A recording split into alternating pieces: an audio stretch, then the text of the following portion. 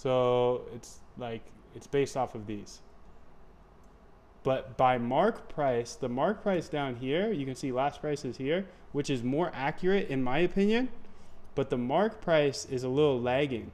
So the mark price, I believe that's like the spot price. So I use last price just because it's more accurate, but you can use mark price there as well.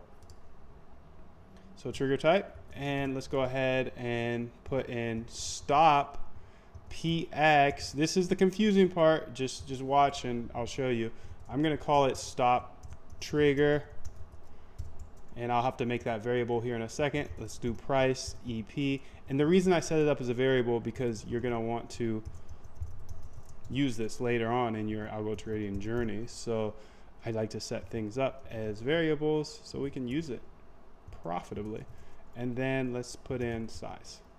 Okay, so now we have all the params we need. Now obviously we need to make these two variables, stop trigger and stop price. So I'll put those up there. And what we can do here for this stop trigger and stop price is usually I just pull in the bid and asks, and I figure that out based off of that. But I'm not going to do that here because I'll have to actually pull in all that data. So I'm just going to cheat a little bit and look at the price. So let's pretend I put in a bid for, let's make it easy numbers. 35,800 will be my bid. 35,800 is my bid. Okay.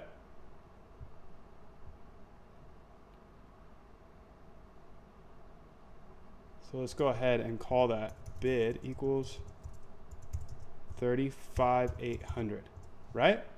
Okay. So now my stop trigger, and this is the part that I got stuck on, it's bid times 1, 2, 3, 4, 10,000. And why is it 10,000? Because it's using EP, which is like, I don't know what the actual terminology is, but EP means the number is like to the 10,000 multiple.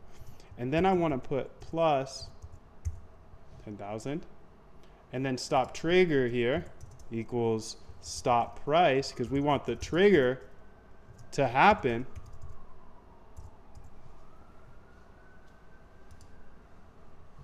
And I'm actually doing this, I'm doing this backwards because I'm actually looking at a sell. So we're going to open as a sell order.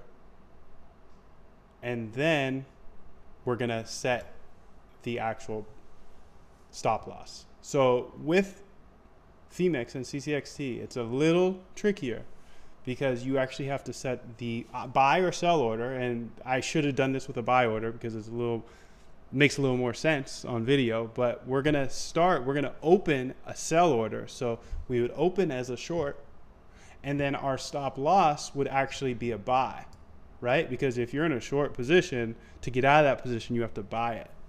So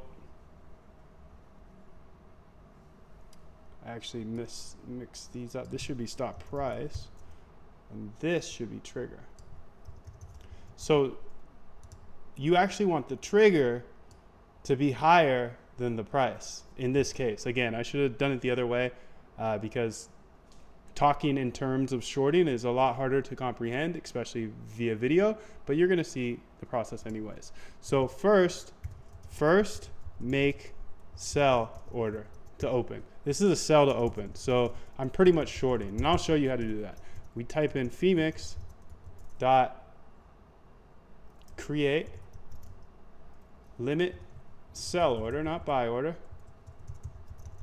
And then we pass in the symbol.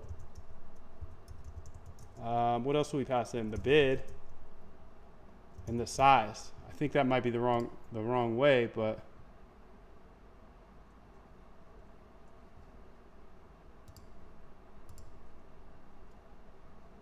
symbol, size, and then ask. Symbol, size, and ask. And I don't have ask, so I'll put it in there. Ask like that. And this will actually not fill because it's a post only. So I'm going to change this to 36,000. By the end of this, I promise you'll be able to do this. So let's go put ask here.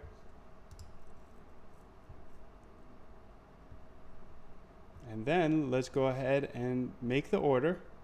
And then what you do is you make the actual stop loss